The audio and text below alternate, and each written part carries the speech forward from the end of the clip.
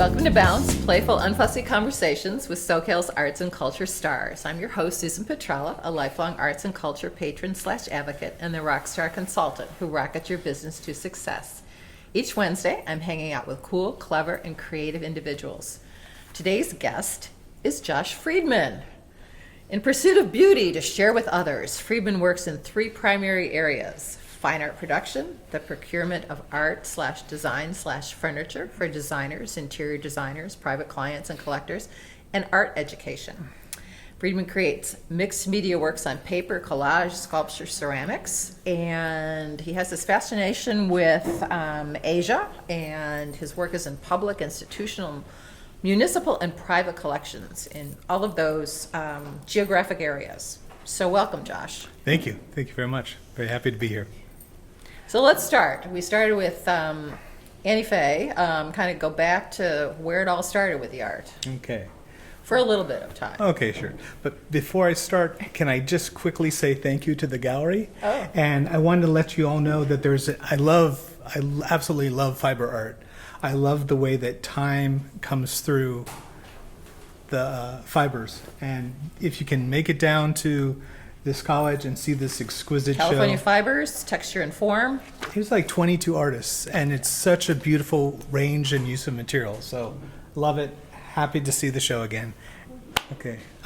So about me? Yeah, Josh. Okay. Well, my parents met at art school. In a photography darkroom, I like to say.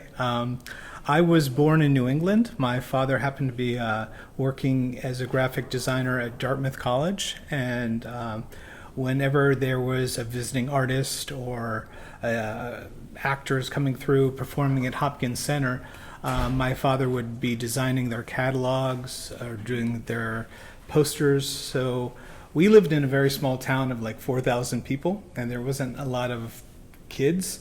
So a lot of the people I interacted with were artists. Okay. I remember very vaguely, and I think in 1973, Walker Evans, famous photographer, Ashley Bryant. My parents were familiar with the founders of Pueblos Dance Troupe that was founded at Dartmouth.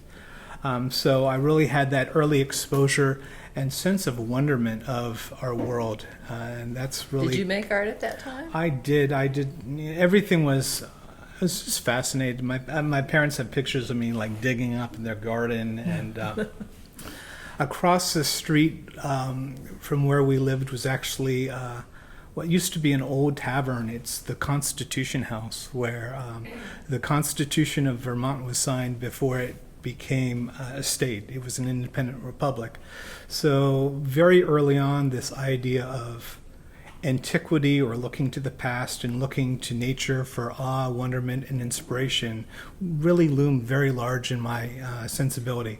And I'm going to go straight to talking about this idea of line, too. Another line. Yeah. Line artist. But fascinated by line. I even include, I reference this in one of my writings in the artist statement, was that there was a crack at the end of the driveway that my mother said, okay, you can't go, because we lived on the main street, so that crack was very symbolic that I couldn't cross that. I could play anywhere in the art, but I couldn't cross that line. So this idea that nature acts or responds, or physical things interact with each other in the physical world, and then humans, we just assign meaning to those actions. So you've crossed the line, though, now. I've crossed the line, and I'm forever trying to be a kid and go back to that. So you taught for a while, and then you went to Cranbrook, Yes. and I don't know, ended up in Asia, and I'm into this whole history of, Thailand and South Korea and Asia and back and forth. Kind of, I'll try to. Do you want me to sum that up in a nutshell? Yeah, it's kind of like, I'm all over the place. I kind of go back. I think the most powerful force in the universe is a child's imagination. And I've had the luxury of teaching mainly art, design, foundations, photography, art history, English as a second language for about 22 years. I started teaching in Japan I'll talk about this later. But I've worked with students basically as young as 2 and as old as 77 in every context, public, private, in Italy, the U.S., Vietnam, Thailand, and Japan. And you were also doing your work at the same time, right? Yeah, pretty much. Tell us about that. 'Cause it's... Okay, well, I guess what I could start with is I brought a couple things. I know if you're listening to a podcast, you can't see these, but I brought in a book of something that I saw when I was an undergrad. I saw a photograph of prehistoric Japanese ceramics, Jomondoki, which blew my mind. I loved it, and I wanted to see it. So, okay. Thank you. So, I was doing my undergraduate work. First off, this was when I was living in Baltimore, studying at Goucher College, and I saw that as when I was a junior. And a couple of years later, fast forward, I was working in the Career Development Office at the Meyerhoff Center for Career Development at Maryland Institute College of Art, and an opportunity to teach English to represent the state of Maryland in a teaching exchange presented itself. So that was my way, and I jumped at that chance. So that was my way to get over to Japan for 3 years, to go to excavation sites and visit ceramic villages and meet the potters and meet the descendants of these people who made this incredible work. And then that's where I was making my sculptures and exhibiting my work. I first had my first one-man show in Japan. Were they teaching you their technique, or were you I was creating your just own? looking. I was just looking. You know, for 3 years I was a functional illiterate, I thought, just because I didn't know Japanese at all. But it's just, if you're familiar with craft and appreciation for materials and nature, I mean, Japan is So did you start with ceramics and kind of with your practice? It's interesting. I think I've always been, as far as my practice, I find it very interesting how visual artists are often broken down and categorized by materials. And you're not categorized. I think of myself as a farmer. I like that quote. I'm interested in earth and having a dialogue with materials. And there's so much beauty in the world. Find beauty and share it with others. So sometimes I'm working in a crop over here, and I might be doing a collage or something, and it's not working, so I stop, and then I shift gears, and I'm working in ceramics, and then I go back all and at the forth. same time in your studio. Sometimes. Now I have the luxury of doing that. Okay. And I'll explain Right, you my have a new- studio. You have a new space. Yeah, I'm so lucky to have the spaces that I have right now, and I feel like, as I thought this would happen, I feel like I've gone off track. So reel me in a little bit. No, What you am can, I- you can go off track. You can go off track. So I'm trying to think, but I mean, what was I whatever doing? catches your imagination. Yeah, what was I doing in Japan? In Japan, I had my first one-man show at Gauri Rasen in Kunitachi, Tokyo, which was mainly a ceramic show. I had about 22 sculptures there. And I also, but I remember also doing some works on paper, some drawings. And I've been very influenced by the man who, at some point, who I eventually studied under at graduate school, Tony Hepburn, this idea of using drawing as a tool before, during, and after the process of working in sculpture. So you start with a drawing in the line? Sometimes I do, or planning drawings and then in process and then reflecting afterwards. Drawing is a meditation. Drawing's a meditation. But my drawings are what I think constitutes a drawing is very often different from what other people think. I was drawing initially with charcoal for a while. I loved how through compression and density charcoal was made, but then I went from there. I wanted something more immediate, and that's when I started to draw with fire. And I was invited to show at Meguro Museum of Art in Tokyo, and this in a group show. And what is central to my practice wherever I make work, whatever medium it is, where I'm traveling in the world, is I use materials that are of that place, from that place, and I try to think about what I'm experiencing there in that time.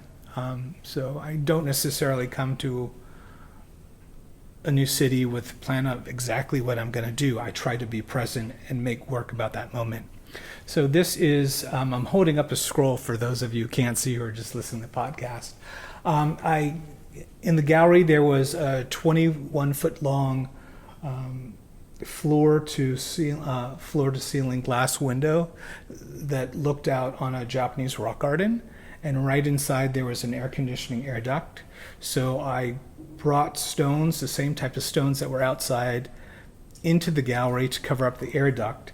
I used thin strips of bamboo that stood about 2 feet high, and I drilled holes with them, and using toothpicks, I poked holes through this vertical drawing this took me about 9 months to make, but this will give you a sense of the detail of it. It's kind of fragile. So you work on it all at once or leave it and come back to it? Oh no, this was every day, hours every day, sitting here drawing with Wow. incense. So I use Japanese funerary incense and I poke individual holes. All of my work, it's very obsessive. It's about very simple actions that anyone can do.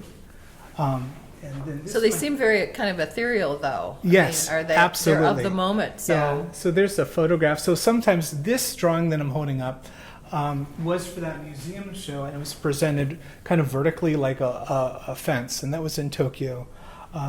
2005, and then in 2019 I presented it in Manhattan in New York, and then in Bangkok. But instead of presenting it vertically, I used the bamboo strips and I had them poked into the wall, almost like there's a beautiful artwork behind the audience right now, so you can see how that piece is sticking out from the wall.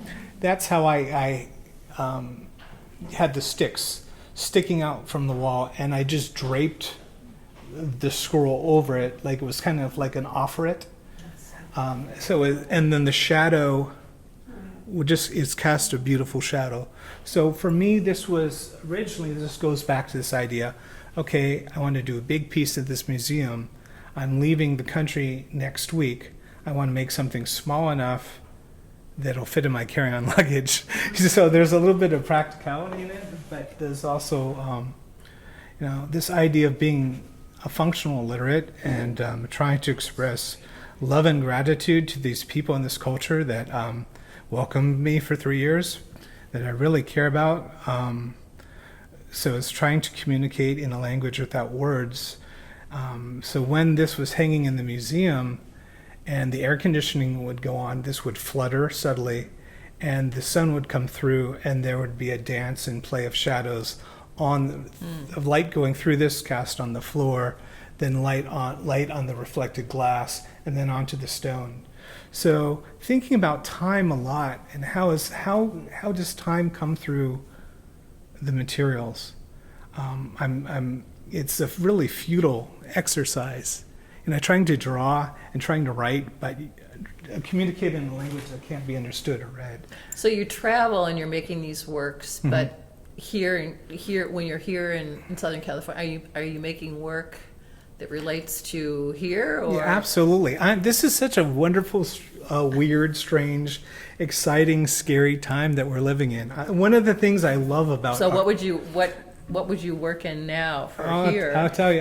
Well, I'll tell you. Oh my gosh, who's not afraid of be an artist, embrace the ambiguity of life, right? So, gosh, what am I doing? I'll tell you what. In December of 2022, I resigned from teaching. Okay. It was a little bit challenging to teach art over Zoom, and I figured I really love teaching mainly over in Asia, or in workshop format. So I still do that. I love to use art and art making and sharing my visual language with others as a way to travel the world. Lucky enough, I used to live in Long Beach. Now I live in San Pedro, downtown San Pedro. I work in a community ceramics studio, which is great. It's called Blue Water Clay. And actually I have about 25 to 30 of my sculptures on display there now. So welcome to go down and take a look there on Pacific and 8th in downtown San Pedro. And I moved, a year ago, I moved into a loft that's a 6-minute walk away. So I'm really lucky to be before I was in a 3rd floor walk-up condo. Now I'm in a 1,400 square foot, two level studio. So I have a drawing sculpture space, mixed media space. For the first time in decades, I have all of my belongings in one physical location. Everything's out of storage. Okay. I'm in the process of mining my collection of drawings, of works on paper, and I'm just, drawing, ripping them up, combining them. Sometimes I'm taking ceramic shards and attaching them to parchment remaking paper. that older work? Remaking, or just letting work evolve. Things are growing into its next phase. So. And you're also very active in, you have a new kind of venture.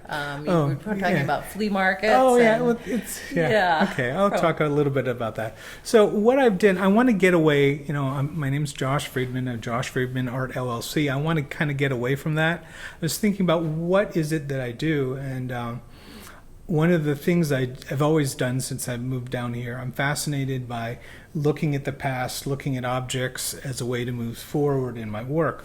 So I go to flea markets and swap meets a lot. But I decided to name just my art studio, I'm calling it Tan Shindo, which is Japanese. It translates into a place to find new things. And I'm thinking, well, that could be not only my art, but the anything. It's very open-ended. Mm-hmm. So I'm not creating like a shop per se, but like sometimes I've come through art through academia mainly, and working and showing in educational settings.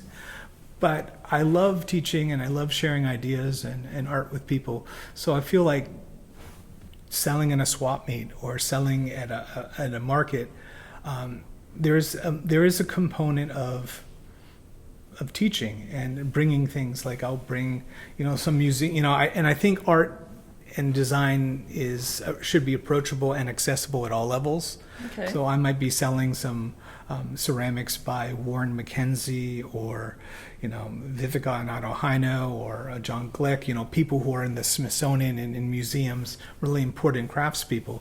But then I might find work by someone in Japan, I'm looking at the work of Takumi Ando, who's a potter. I sell his work. He lives out in the forest in Kyoto. Does that all influence your work too? Absolutely. I think it goes back and forth. It's funny, sometimes I show in like white box galleries, white cube galleries, and I'm going to stop for a moment because there's something really exciting happening this weekend. Jane Bauman. In a white cube gallery. Yeah, yes. Jane Bauman, and actually there's a number of really incredible artists here, sitting here, in the audience and amongst us all, and we're lucky to have been curated into a show called Broken Hallelujah that Jane is very generously curated. It opens at the Bendix Building this Saturday, September 20th, from 7 to 9 p.m. And and lots of smiles in the audience now. It's going to be great. I'm really looking forward to it. Did you create something special for that I created. I have two Jane pieces. chose just something of work that you had done? Well, actually, I'm working differently since I have this great studio. I used to work on one piece at a time, but now like in the drawing space, I can put up 50 pieces. So I can literally work on 50 pieces of art. And Jane's been to my studio, and she can attest I've got stuff all over the place. Wow. But how do you remember where you were with each piece, though? It's just it's not. I think it's not where I was, but when I come to a piece, it's like, okay, where am I now? It's not. So it's always where am I now? So keep on moving it forward in some way, in some fashion. Yeah, I think so. Everything builds and evolves. So you have a drawing space. Do you have another space for The ceramic The, space? the ceramic space is at the studio, Okay. six minute walk away. And then like I have my upstairs area, I like to have like a little gallery, like I've got some nice furniture and some ceramics, things I've collected around the world that when I travel, I like to buy things and bring them to my students because, a photograph of, ancient pottery changed my life. So I wanted to travel around the world. What if I have, an actual, old pot that I could show to a kid, and who knows how it will inspire them. So is there a particular color palette that you use? Color is such an interesting thing. I moved to California. I grew up in Pittsburgh on the East Coast in New England. Colors are completely different there. I see colors out here I don't even know how to explain or describe. I think I'm interested more in light and dark and light and how light moves across the surface of a form and how light can describe a texture versus color. Color, I think, is so confusing and perplexing. I know painters study it and can go on, spend many lifetimes on it. I haven't really studied it beyond like Albert's, interaction of color, and even when I've taught that, very simple, but people can go into color far more than I can. There's just always so much to learn and so much to see. So you're constantly educating yourself. Yeah, too. absolutely. Everything's, that's the point. It's like, I wonder what if and what's going to happen, and and making discoveries. If we knew what we're going to do, it's like I'm not dictating anything. I'm like sharing and trying to explore things along with everyone else. I think it's light and space. I think it's so much about light and space. I think are more. So what materials are you using for this, say the 50 works that you're working on? So is there a particular paper? Or? I've been going through, I have mixed media. One of the things I have a supply, I have a stockpile. I have like, James probably says, I have like 5 flat files. And I have papers from Japan and some papers from Nepal that I bought here in the States. But I was in...